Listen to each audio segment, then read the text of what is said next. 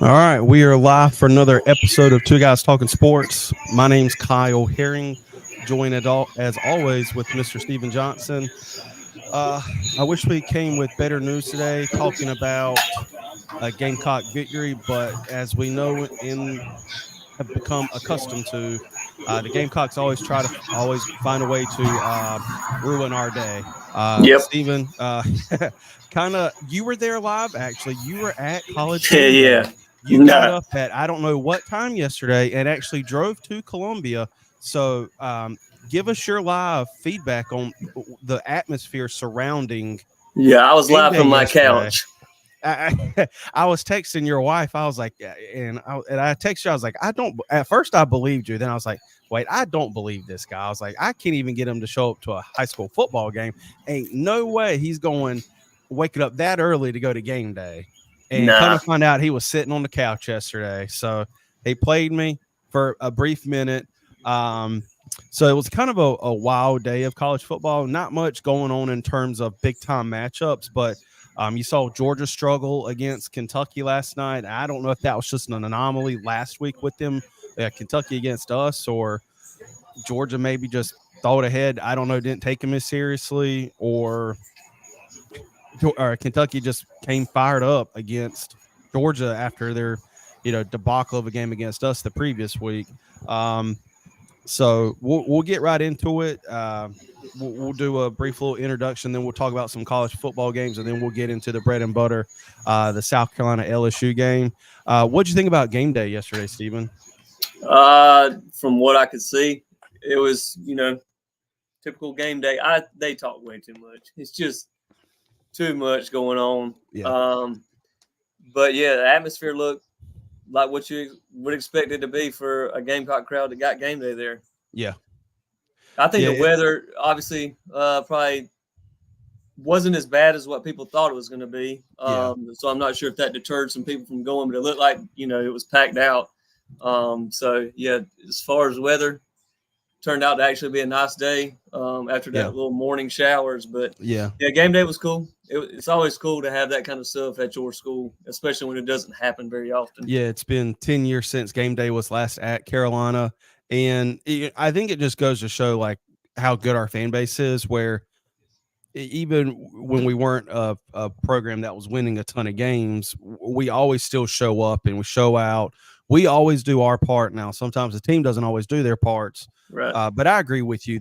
I feel like game day's too long. I don't know. Like I'm kind of caught on both sides where I understand where I guess I just get tired of the stuff they talk about, where they just find stuff to try to talk about. And it's like, I don't know. It just, again, I like the show, but at the same time, it's like, okay, we need something different. Like it's the same stuff every week. I feel the part that's irritating, like, because all the other stuff from 9 to about 11:30, it's all just, you can watch it if you want, you can flip it, but it's when they make their picks and they just drag on. It's like when you're watching the Gamecocks in the background, like getting set up, you're like, all right, we're gonna miss. They're still making picks here, and they're getting ready to run out. Like, and you still got 3 picks to go, and you guys are just continually just talking. They've got too many people up there. They've got too many people up there. Like everybody tries to give this huge speech, like how they think, North Dakota State's going to do against South Dakota State or something like that, where they don't really know and just say, hey, I'm picking such and such. But where they get involved in now is like they talk betting, like spreads and everything. And I get it because that's their bread and butter in terms of their sports book. But yeah, I feel like used to on game day, the pick started maybe like 5 minutes before, where they didn't choose between 30 games. Right. And, the guest pickers got to give their big spiel and everything. But yeah, I enjoyed it. I'm glad they moved it in to Williams-Brice, which they've done this the past couple weeks because some of the games that that game day is at have started at noon.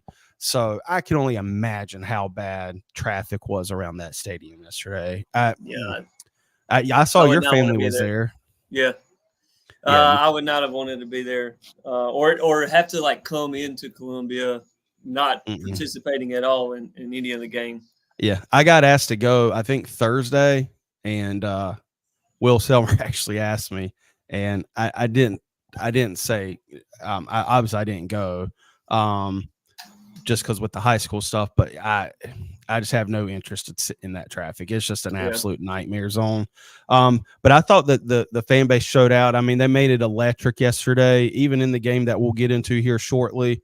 But I think it just goes to show like how passionate our fan base is. So it was good for us to, I think, to show out because there was a ton of big time recruits there yesterday. Yeah. So that was good on our fan base for showing up early. I think a lot of people were waiting in line at like between 2 and 4 in the morning. Ridiculous. And because I mean, it was just a small area. Like, I mean, it's a big area, at least lengthwise, but widthwise, it's not that big an area where game day was. So let's get right into some national games. Not much in terms we're going to talk about, but I tell you what, man, Florida State has really just laid an egg this year. I don't understand it. And I want to bring up a point I heard on game day yesterday. And I don't know if it was Nick Saban or Pat McAfee that said it, but I feel like with the I think it was Pat McAfee who actually said it, but and this is how I like the approach where the portal should be used for, or you should build your program around your guys. So that's the high school recruiting like Dabo is, like building that foundation of the team with your high school recruiting class, and then going to the portal if you need 1 or 2, 3 or 4 big pieces, like when we went and got Spencer Rattler a couple years ago. And Florida State's just kind of revamping their offense and remaking their identity with portal players, and they just don't buy into your program. They just are there because you gave them the most amount of money, and that's it. There's no allegiance to the coach or the university, and you're seeing a lot. I mean, it's pretty bad what Florida State looks like, and I'll ask your opinion on this, Stephen. When do they make a change at quarterback? I mean, DJ is just not it. I saw his stat line. I think it may have been the first half. He was like 5 of 7 or something like that for 7 yards. Yeah. What kind of stat line is that? That's like Bryce Young with the Panthers. It's one thing to, like I said, do the portal deal, but their biggest mistake is they went and got a quarterback that has proven to you that he isn't the one. Like, they got rid of him at Clemson. He goes to another program. They ran him out of Clemson. Yeah, they run him out of there. He goes to, where was it? Oregon State. Oregon State. He wasn't any good there. So what made you think that like you could take him and obviously make him like an elite quarterback, and then you play 2 games where he's trash, and pretty much your season moving forward, and you just continue to, like, if you run him out there next week, like, you got to be putting Norvell on the hot seat because you're just refusing to admit that you were wrong. And I get it, like, you probably gave him a lot of money to go there, but you're going to lose a lot of money whenever donors stop donating because you're just putting a bad product on the field. I saw a tweet this morning where the governor, Ron DeSantis, has declared a state of emergency and issuing FEMA funds to the Florida State and Florida athletic departments, because I think I saw where Florida State still owes Mike Norvell, I believe, $72 million. And like that's kind of the downside of college football especially the head coaches, where if they have a good year, they're going to get paid because the agent's just going to hold the universe not hostage, but they're going to say, all right, well, we'll just go to another school then. And I mean, it's the same thing South Carolina's done with Muschamp and Beamer, where they have a good season and then they reward them, which is understandable. But you also tie yourself in where, at least with Norvell, traditionally outside of last year, they were not a very good football program. Yeah. So are the Cowboys back on? No, I just went to halftime. Oh, okay. So yeah, I think they should honestly make a quarterback change, because Norvell's coach, I swear, I think his head coaching tenure at Florida State is relying on that quarterback. And if you can't get anything going, I mean, you started 0-3. It's not like, I mean, they lost to Memphis yesterday, Georgia Tech week 1, and I forgot who did they play week 2. I can't remember who they played week 2, but they don't look good. And it's so, and then we'll stick with the state of Florida. The Gators, I think Billy Napier is going soon. I think I've read some tweets where I think the board of trustees are meeting tomorrow Yeah. Because I mean, I think that's a university that can, in a school that can compete. But the longer you let it go with the history of Florida, the farther back you go in the SEC, because you look at Georgia, you look at Texas, you look at Tennessee. I mean, you look at all these big time programs and you're already behind the eight ball, like South Carolina is, where you're the middle of the pack now. And it's Yeah. going to take a lot to get them over that hump. And Florida didn't look good. And then Alabama dominated Wisconsin. Like we said at the top of the show, Georgia struggled against Kentucky, which was very surprising to me. Just overall not the best day of college football slates in terms of Yeah. games. No. So hopefully, as the season goes along, there's more games to talk about.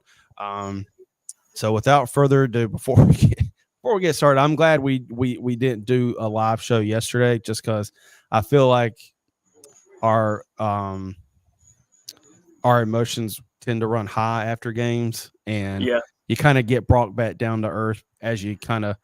Luckily, with the game being noon yesterday, it was you had more time to like decompress and sleep on it. But Steven, I'm curious, what were your thoughts on the game yesterday? Outside of the score, like what did you think of the game as a whole? I think that when we had Sellers in, we looked like we were the better team. Obviously, we were able to move the ball more so that defense could do their thing. And then obviously he goes down, and it changes the whole dynamic of the game. And that's one of my bones that I have to pick. But obviously refs played a part. You can't blame the entire game on the refs, because at the end of the day, South Carolina did choke it away. Did the refs play a major factor? Yep. Yeah, I mean, it was even Kirk Herbstreit at the end of the game when the broadcast is going off. He even mentions people can look back at this game and they'll ask the question, "How did the refs get it so wrong?" Yeah. And when you got someone like Herbstreit saying that, it was obvious. Both of them were, even Chris Fowler. But there's some coaching things when Sellers was in there that was questionable, just like the play that he got hurt on. Why are you even running that play? Like you're more than likely not going to get, a huge chunk there. So just hand the ball off, try and get 2 or 3 yards and make an easier field goal. Instead, you put your quarterback in a bad position to where he's trying to make a play and then he ends up getting hurt. So now you've just changed the entire game instead of just run the ball, kick the field goal. And that's a coaching thing there. But then obviously there was a lot of good, because obviously LSU is a good team. You were able to, even when things were going wrong, you were able to battle back to even make it a game. Yeah. I just think the game completely changed whenever Sellers went down, because you do not have a competent backup quarterback that can throw the football. Not to say that he's not competent, but he is not a good throw. He can't throw, and they don't trust him to throw. Is the bad thing, because there was a lot of throwing situations on some third downs, and we ran it, and it was just like, that makes no sense. Like, if you have a quarterback that you trust, because they keep saying that we trust Robbie Ashford. Yeah. Well, if you did, you wouldn't have to change your entire offensive scheme to placate to him and what he can do. Like, when you build an offensive scheme, you should have starter, second string, third string, all be able to come in and run your offense. Now, maybe not to the fullest extent, but to say, okay, we can't throw it all, or we only can throw short, quick passes and have, quarterback draws or quarterback runs. Like, that's changing your entire offense. So you don't trust him. You can say that because it sounds good to say, yeah, we have a backup that we trust, but you don't, because everything changes in what you want to do. And that's on the coaches. Yeah. I don't think, and I think you corrected yourself. The big piece for me was the offensive play calling. So, in on the play that Lenore's got hurt, like it's obviously easier to sit back here and look in retrospect, like, okay, they should have done that. But also at the same time, like, and I can't remember, honestly, I can't remember the exact specific play. So if you know it, please let me know. I think Lenore's has to, and it's going to come with time, but he's got to have better pocket awareness, where if something's not open, and you've done your 1, 2, or 3 or 4 checks and nothing's open, you either need to throw the ball away or Yeah. run. You can't hold on to it because that hurt us when he fumbled it. He fumbled it off a sack, and the same thing that happened to Robbie Ashford. So it's going to come with time, but he's got to have better pocket awareness for me. And again, that's going to come with time. It's only his third start, and this was the toughest matchup he's had to date. But I'm with you in like in terms a of situation like that, it's on your coaches that okay, he needs to work on this in one of the biggest moments of the game. Let's not put him in a situation that we don't fully trust that he's going to make, the best decision. That he's going to try, and he's still kind of in high school mode on some of these plays, just like the interception in the end zone. I know Beamer talked about it, that obviously he got hit in the face, but even before then, he just throws it up. I mean, that's just a high school play where you're just like, most of the time, risk reward in high school, it's either going to probably go out of bounds or either your guy makes a crazy catch or something like that. But it's not going to happen like that in college. But I also think the offense was moving the ball, so you want to be aggressive to try to score. Yeah, and but that's like I said, he just blindly. I'm talking about on the play he got. Yeah. Oh no.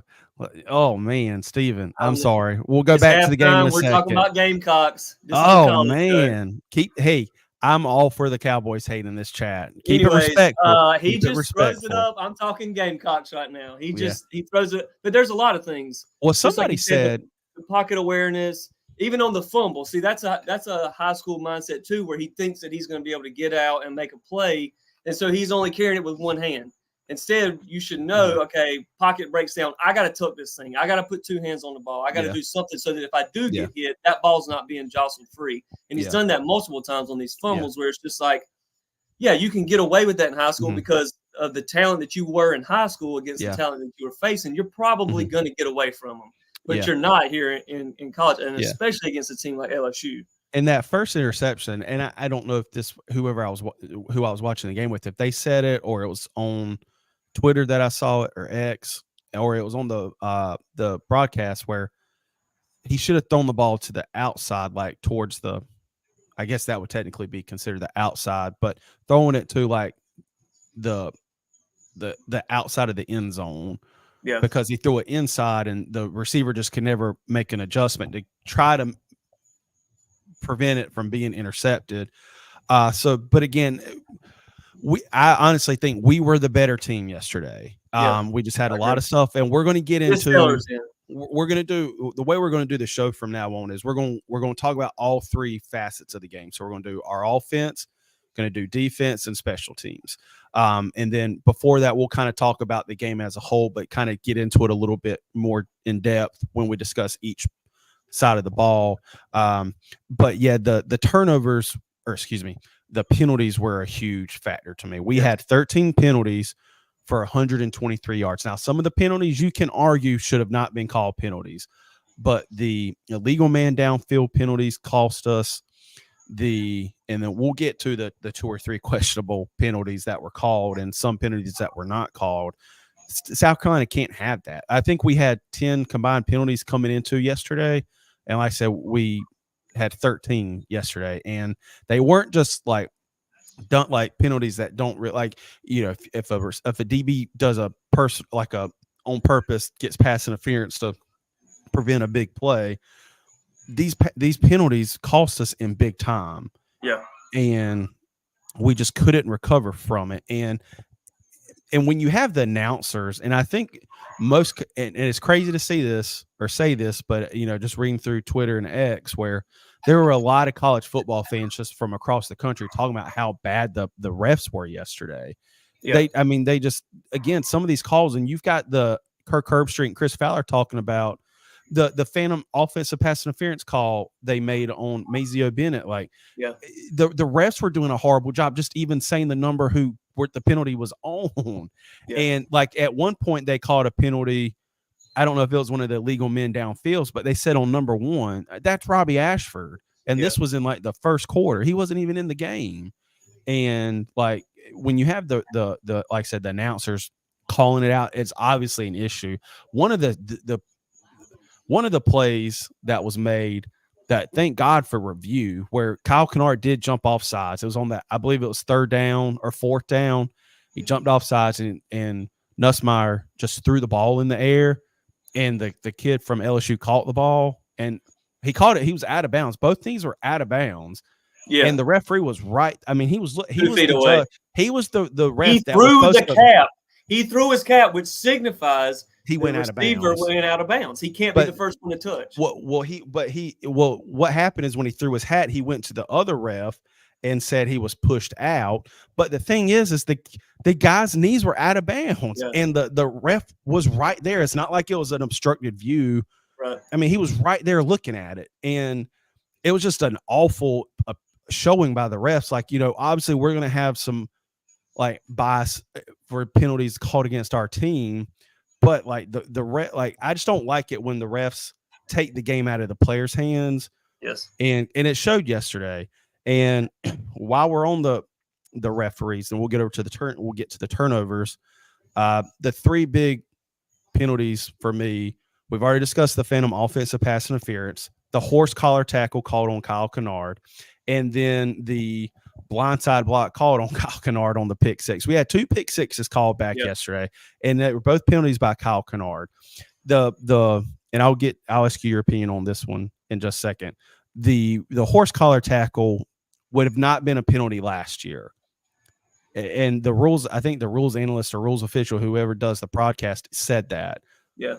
What was your take on that penalty? I didn't think it was a horse collar, but apparently I guess letter by the law, it is a horse collar now. By the law, it is. And I think, to me, it's because he initially grabs the shoulder, which is not a horse collar.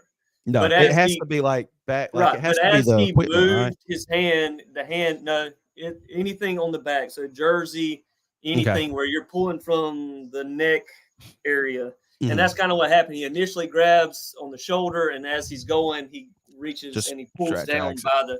So to that one, it was, like you said, last year probably wouldn't have been a penalty, but by the law, yes, that was a penalty. Now the other one, that one was bad. But yes, the horse collar, I thought that it was. Obviously, he didn't intentionally try to grab him by the horse collar. He did grab shoulder first. So you could say, when does horse collar actually start? Is it, if he grabs you by the shoulder and the guy just twists to where you end up grabbing him, where does that end up to where, or is it, when they initially grab by the horse collar? Yeah. So to me, I can see how that was a horse collar, but I can also see how he started with the shoulder. He grabbed the shoulder first. Yeah. Yeah. And then the pick 6 by Eamon Worry, where Kyle Kennard got that was weak. I will say this: there was a penalty called very similar in favor of South Carolina earlier in the game, where it was either a kickoff return or a punt return, and the LSU player blocked one of our players. It was the same thing. Yeah. My issue is Kyle Kennard should have never even touched the quarterback. Like, you can argue he was making a play towards the ball. He's not going to make an impact on that play. Let him go. He's nowhere near it. He's nowhere near it. In Kennard's point of view, all he sees is everybody's running this way. You're taught block. If there's a guy, whether you think he can make the play or not, block. I get it. But I get it was the quarterback. But here's the thing: is he turned his head. He made a motion to go towards the play. And Kyle Kennard made a block in the legal area to where he could hit him. He didn't block him in the back. He didn't do it. And it wasn't like an egregious, like he shoved him in the air. He just shoved him by his shoulder, and the quarterback was weak and fell down. And like Tim said, it was a flop. It was a flop. Like, I mean, you would have thought he got hit by a Mack truck. Exactly. But again, like, you have to have better awareness in the situation where you're at. He's nowhere near the play. He's nowhere near the play. But here's the thing: again, it was called. It was called. They called it in favor of South Carolina earlier in the game, where it technically was a legal block, but since his head is facing a different direction, that's why they called it an illegal blindside block. You can argue about it as much as you want, but again, he's got to have better awareness there. Like, that quarterback is not going to go make a play. But here's what happens in his mind: if I don't block this guy and he does make a play, I'm getting my tail chewed. Nick Eamon was already going almost past But him. he doesn't know where that's at because But again, the you way have that to have Kennard better was, awareness. he never saw even he's more. a senior. He's making a block I'm just telling you, as a football player, you're taught if there's a guy there and he is making a motion to go, he doesn't know where he's at. He could have been, 2 feet away. You make it's a legal block is the thing though. Was it? It wasn't a legal block. It was legal. No, it wasn't. They called it in. They called it in favor of. They called it the same. They did the exact same. But they penalty. were wrong. But you can't say, oh well, they did it earlier, so it makes it okay here. But it was wrong then. It's wrong then. The issue is the whole they blocked him. They hit him in the chest both times, but his head is looking in a different direction. And the thing is, like I said, you can argue about it as much as you want. You have to have better situational awareness there. You do. I'm sorry. Like, I get what they teach you. I get what they teach you. But if he's on the other side of the field in the end zone and he's making a play, no, it's not. It's the same thing. That quarterback. Well, we're going to agree to disagree on this one. The quarterback is not going to make a play on it. But Kennard never knows where Eamon Warrior is. He doesn't know if he is in the end zone or if he's right here to where the quarterback just dives and trips. He knew he messed up when he threw his hands up. Whenever you see somebody because the quarterback flops. So when the quarterback flops, every time they do that, you see a player say, "No, I did not hit him hard," and he didn't. No, he didn't hit him hard. He didn't hit him hard. He should have never touched him. Hit him in a legal area. He should have never touched him. Should have left him alone. But that's because instead of it being a pick six, and we now have our struggling offense back on the field. Okay, but you're saying now we're on like our 8-yard line. You're saying that he's not going to impact the play because he's a quarterback and he's slower. But if it's Nick Harbor that's right there, he can chase that guy down. So do you not block him then? I think you look at you can't just say, all right, well, this person potentially might not make an impact. But it is on the play. like it is. What if it was a 300-pound left tackle? Block him. Is it the same thing? Is he running towards my guy? Block him. That cost us a touchdown. We lost 14. What cost us a touchdown was a ref taking a flopped quarterback and throwing the flag the way that they had thrown flags in favor of LSU the whole game. But again, they called the same penalty in favor of the Gamecocks. You can't say that. You can't say, oh, well, yes, you can. 3 quarters ago it was fine. I'm not good with it then. Yeah. If it's wrong, it's wrong. I think you just have to have better situational. I get your point, but again, I think you have to have better situational awareness where you're at, who the player is you're supposedly trying to block. And I don't know. I know it's easier said than done, but again, in the heat of the moment too, like it's hard to say. It's hard to even think that. You're thinking, okay, they were driving down the field about to score, and then all of a sudden, bam! All right, now we got something going on. All right, this guy's coming to get my guy. Boom! I just shove him. Yeah, that's hard to say situational awareness there in such a impactful moment that you say, "Ooh, let me not touch him because he's a quarterback. I don't know where my guy is." But he is a quarterback. Like they protect quarterbacks in all levels of football now. Like it's if you see something, I mean, there was it's still a bad football call. There's a penalty in the Georgia-Kentucky game where the Georgia player sat the Kentucky's quarterback and they called roughing the passer on it. Like again, I get your point, but at the same time, I'm not going to fault Kennard. Let's put it that way. I am. I'm going to fault him. He has to be held accountable. He's got to be held accountable. Like I'm sorry. Just like we hold the other players accountable for their mistakes, that was a mistake. But it's a legal hit. I don't care what they made the bad call in the first quarter or whatever. Kennard made a legal hit on a football player going towards the play. Somebody that was not going to make a play. You don't know that though. Like what if? No, you don't. Okay, what if a pile of players gets right here and Eamon Warrior gets stopped up, and then all of a sudden Nussmeier comes from behind and tackles him? But he wasn't. You do not know that, though. I do because I watched the play unfold. This happens and that happens. I watched the play unfold. But you cannot tell a player in the moment that he has to think about every situation that could possibly happen.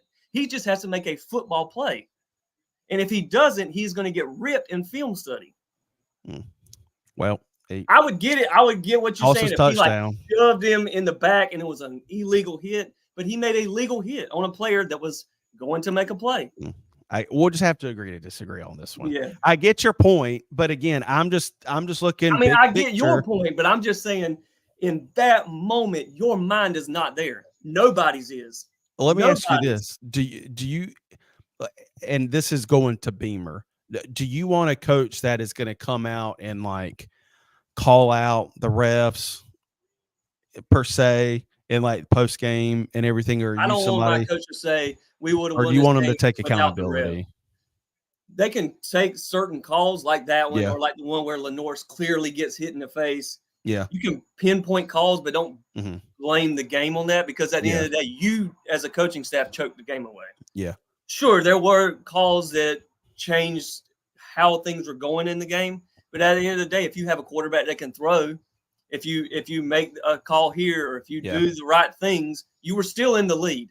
You still had a chance to win the game. Yeah. And you didn't, as a team and as a coaching staff. So, the refs played an impact in the game, but you still got to go out there and make the plays. Yeah. And I'll put Trent's chat up when we talk defense. But the penalty to me, that was and we talked about this a few minutes ago, was the pass interference call where Robbie Ashford, you can fault him for his inability to pass the ball effectively. This was a perfectly thrown ball. And the fact that they called offensive pass interference, and hold on, somebody texted me a tweet earlier. Let me pull it up. It said the ruling on offensive pass interference against Mazio Bennett was he was blocking while the ball was in the air. And based off the picture I can see is Mazio was not blocking when Robbie threw the ball. And again, I think, again, this is such a stupid penalty. Like, and the another issue is nobody, even the announcers didn't even know who the play was on, or the penalty was on. That was such they thought it was on Harbor. That one was more egregious than the Kyle Kennard one. Yes, in terms of the actual penalty being called, not what happened by that penalty, but the actual penalty itself, because that put us where we would have been in. I'm pretty sure the red zone, because it was like a 45 yard catch. Yeah, and then now it backed us up to like our 12 yard line. Like we were in our own end zone essentially, and it's such a drive killer. And then what happens after that? We throw a little screen pass to Raheem. He ran about 65 yards to go 11 yards. And then what happens the next play? We fumble it. It was a strip sack. And it's like the penalties that went against us hurt us the most. And what were questionable calls, in my opinion. And again, and like we said, I feel like the refs decided the outcome of this game, because I honestly, and I will die on this hill, we were the better team yesterday. If Lenore doesn't go down and we don't have to, and we'll get to this in a little bit, we win this game easily. And we had the chance to win the game. When you take out the costly turnovers, stupid penalties, we would have won this game, because that first interception Lenore threw, that's at least taking an opportunity to kick a field goal away. Yeah. So that's 3 points. We lost by 3 points. And I don't know. It's just, I don't know. Like, the refs didn't help us, but we also hurt ourselves with the penalties. Like I said, that's just 3 penalties we were talking about. We still had 10 more. Yeah. And so that's one thing I like what Beamer came out and said. It's all about accountability. Like, we have to be better. And I think there are a bunch of missed holding calls. I know there was a picture I saw where they pretty much manhandled Dylan Stewart when he was rushing. So that's kind of where we're at with the referees. You got anything else you want to touch on that? No.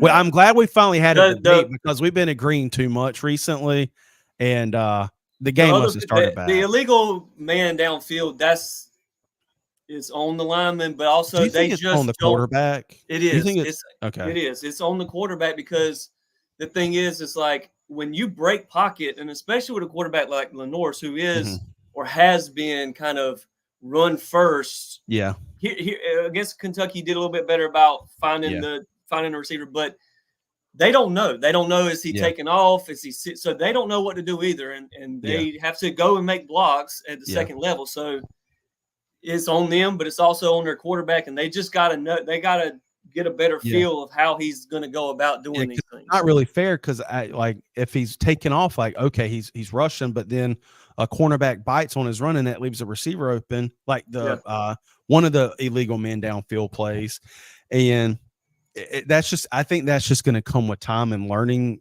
the quarterback.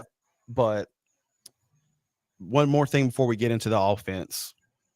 We did not address the second string quarterback at all. I don't think, where, like you said, you can't completely, you have to, and I think that's on play calling. Like, Robbie's ability, what he's good at, hopefully, because once Lenoris went out, they bid on the run the whole time and forced us to throw the ball, and we just couldn't get creative doing it, in my opinion. But let's in doing that. That's also that's its own play calling. But the thing is like, you shouldn't have to change your play calling to, like, if this is who you are as an offensive coordinator, then that's what you should have. Like, again, first, second string, third string, and you recruit those guys. And again, you go in the portal, and I get it, you're trying to find like an experienced backup for Lenoris, but you went and found a guy who can't do anything that Lenoris does.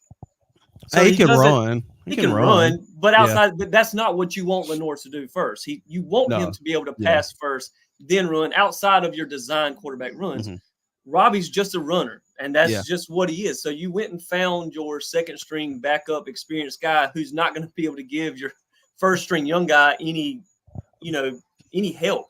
But I will say, and then you have to change everything if something happens to him. I will say this: I think we could have got more. I think we could have got a different quarterback out of the portal. But like Beamer said, he had a bunch of guys interested, but they wanted to be a guaranteed starter, and he wasn't going to promise them that. So we probably could have got a more than capable quarterback in the portal this past year, but it was going to take promising something that Beamer's just not going to do. And I completely agree with that. Yeah. But also at the same time, you have to have a backup plan. Like, okay, and you don't ever want to hope somebody gets hurt, but it's like, okay, what are we going to do if X, Y, and Z gets hurt? What's our game plan going to be? Because honestly, we kind of went into game manager mode. So we'll get right into the offensive side of the ball. Lenoris went 9 of 16, 113 yards, one costly interception, had 10 rush attempts for 88 yards, for 2 touchdowns. Rocket Sanders, Raheem Sanders, whatever you want to call him, had 143 yards rushing with 2 touchdowns. Got 6 different receivers involved. Nicholas Harbor got a catch. And I also think what we saw from Nicholas Harbor is, I think, has answered a lot of people's questions on why we haven't gotten him involved yet. Yeah. He's just not comfortable at that position yet. Right. And unfortunately, we just haven't had the luxury in terms of scoring outside the Kentucky game where we could really experiment with them. Yeah. But just kind of, what did you think about the offense as a whole yesterday? Just from when Lenoris was in there to when he got hurt, second half adjustments, whatever you want to make of it.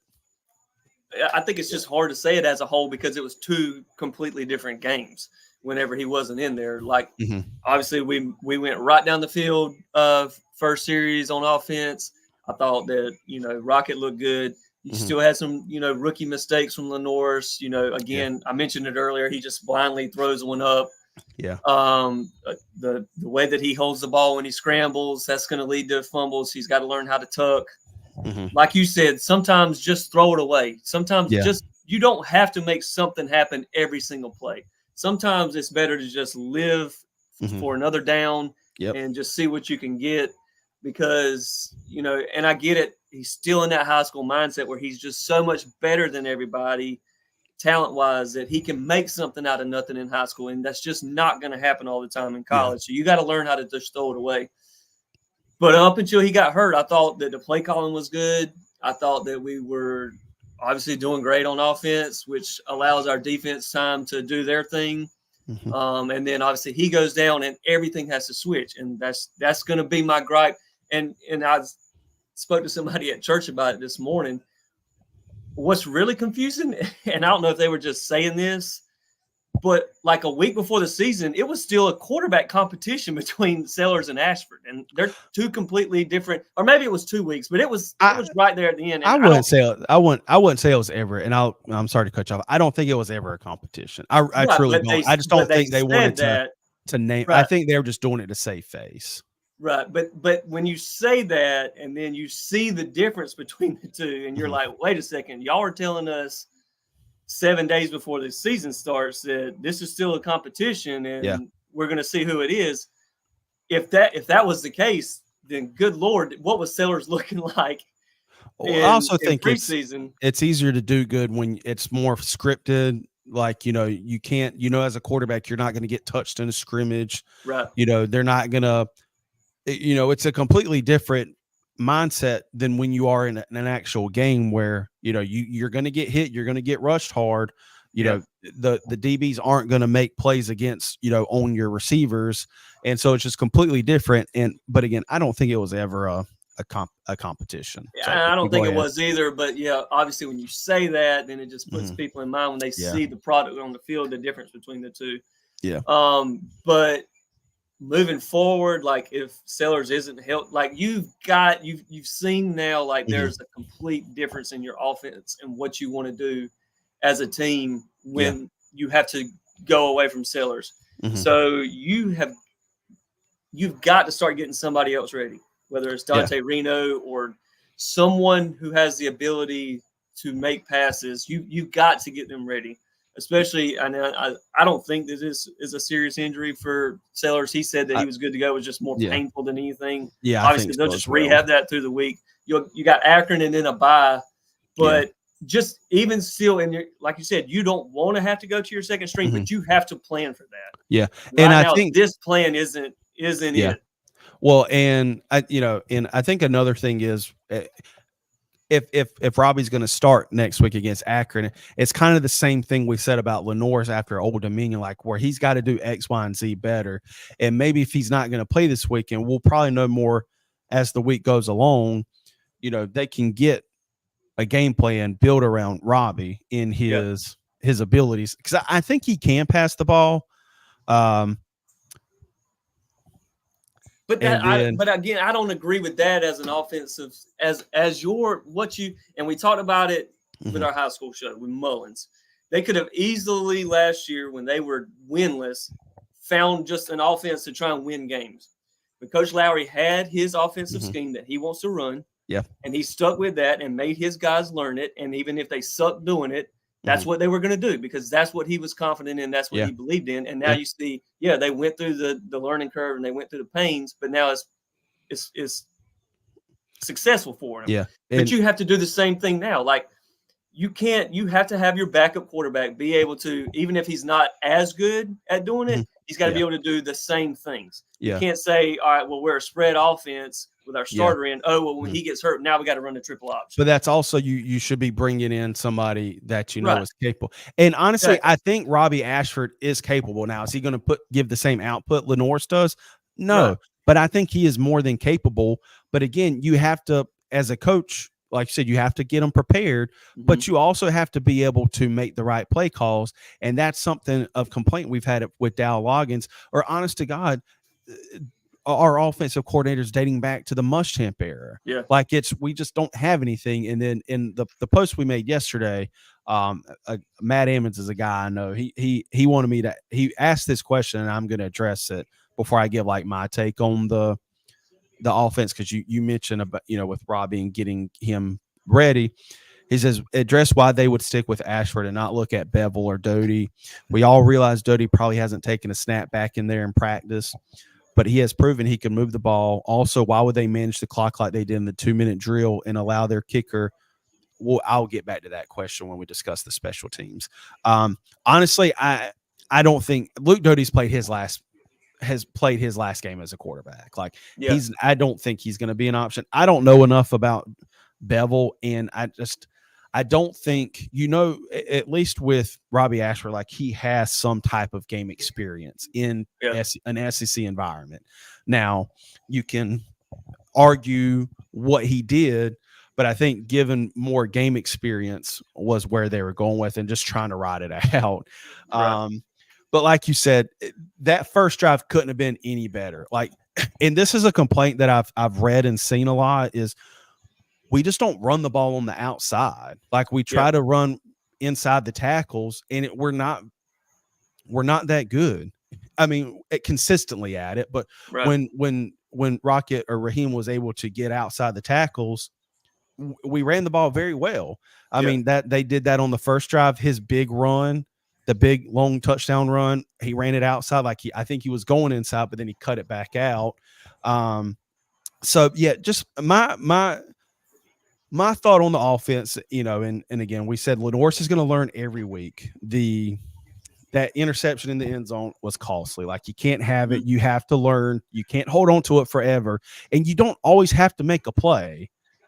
It's okay to throw the ball away. Right. Or if you see a guy in the end zone that's not open, but you've got somebody on the flat, even if it's a catch for 2 yards, like it's something and you're not throwing the ball away. It's going to come with time. We have to have better situational awareness where we're at in the game. Like, okay, we've got a third down, at whatever point in the game, like you can't take a sack here. And I mean, and they're talking to him in his headset. Now, they can't give advice or anything, but they're giving the play call, but I don't know what else they can say, but it's like, listen, this is the play we're running. Can't take a sack here. Can't take a sack. Yeah. But again, that's just going to come with more time. But again, just one thing, we just don't really make adjustments. We don't. Like when LSU made adjustments, we couldn't adjust to it on our own. Like we had bright spots, but consistently, like for the third quarter, and this, where we started on the field did help, but we just couldn't do anything. Like Lenoir's obviously wasn't healthy enough to effectively play in the third quarter. But I think we had 1 yard of total offense in the first quarter. Yeah. So it's, but again, it's going to come with time, but I think we did a great job in the first half responding to because I mean, we pretty much dominated the first quarter, gave up 16 points in the second quarter, but I think we did a great job responding to everything LSU threw at us. Like they score a touchdown, Lenoir breaks off a huge run for a touchdown. But again, just going down at the half, that just really changed the game for us. But again, it's not doomsday. It's just obviously it's a tough loss to take. So let's get right into the defense. I thought we played good. I don't like how, and I don't know, you may know more than me on this one, but I felt like we changed something up in the second quarter than what we did in the first quarter. And then when the offense started to struggle, the defense started to struggle. They were getting tired. We started having a ton of missed tackles, just kind of sloppy play, some pass interference penalties that were pass interference penalties. The one don't even worry. I wasn't that upset with the defense compared to the offense because, like we've said for several years, there's only so much your defense can do when you're just always on the field. Like I'm pretty sure they were on the field for 13 minutes in the third quarter. Yeah. And I'm sorry, like it's just, and as the game progressed, like when we still had the lead, and I don't mean in terms of managing the play clock, but why are we going so quickly? We know we're not moving the ball. Why not take some time to like, okay, let's run the play clock down to 6 or something, just to like give our defense some extra rest, because we're going 3 and out. We're not sustaining any drives for minutes. Yeah. We stopped blitzing. I'm not going to put this game entirely on the defense because, again, they were worn out in the second half when we just couldn't do anything offensively. But they did switch up what we were doing that was just flustering LSU. Yeah, they have a really good offensive line. We knew that our front four wasn't going to be able to just do it all by themselves like they were. They didn't give up they didn't give up a sack the first 2 games until yesterday. Right. But and then they change up what we were doing. We were blitzing to kind of help out the defensive line. I got to I see 10 minutes on my computer for it, guys. How much I'm going to leave you with this, and then I got like 5, and Finn's waking up. Okay. I'm gonna give you my final thoughts, and then I'll let Okay. you wrap it. Okay. Okay. We stopped blitzing, and that allowed Nussmeier time to pretty much start picking them. And he's a really good quarterback. So even though our secondary is good, you give him enough time, they're going to find ways to get open, especially those wide receivers. But yeah, stopping the blitz, and I get it. We were just trying to sit back, I guess. Yeah. With a lead, but you can't do that. What you did to get there, just keep doing it. Keep applying the pressure. Keep getting after them. Yeah. And you can't. I mean, at one point we switched to a 3-man front. We were only rushing 3 down linemen. Like you went from blitzing, sending 5 to 6 every play to now you're only sending 3. Why? Because now you're allowing a very good quarterback with a very good offensive line and very good wide receivers to start picking you apart. Yeah. And that's kind of when the game started switching. North was hurt. We changed how we were doing. We started playing more preventative than we were aggressively. And that's when the game switched. I know you're going to talk about special teams. I thought we did what we always do on special teams. Kai had one bad punt. But other than that, he was doing his thing, based on where we were at. Obviously had the punt block. The field goal, it's an inexperienced kicker that was kicking a field goal that was extremely, far for a college kicker. I don't put it on the kicker at all. No, he about had it. So yeah, he did. And before I let you go, just want to do a quick shout out. Shout out to Who Dat Nation, baby. Beat them Cowboys.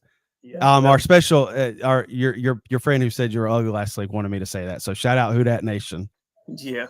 All right. See you, man.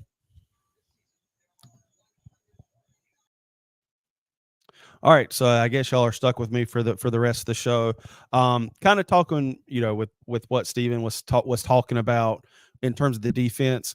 We had a lot of success with our defense in the first 2 games, and I think kind of the same approach towards the, you can obviously talk about how we changed up the defensive scheme, but in the previous 2 games, we were still getting pressure on the quarterback with the 3-man front rushing the ball. And it just obviously just didn't work out yesterday with the more experienced, better offensive line against LSU. So there's always ways you could, like I said, it's always easier to look back in retrospect to what we could have done differently. But again, I'm not putting this on the defense. It's unfortunate we lost our starting quarterback. LSU made adjustments, and honestly, Nussmeier, you have to give credit to LSU.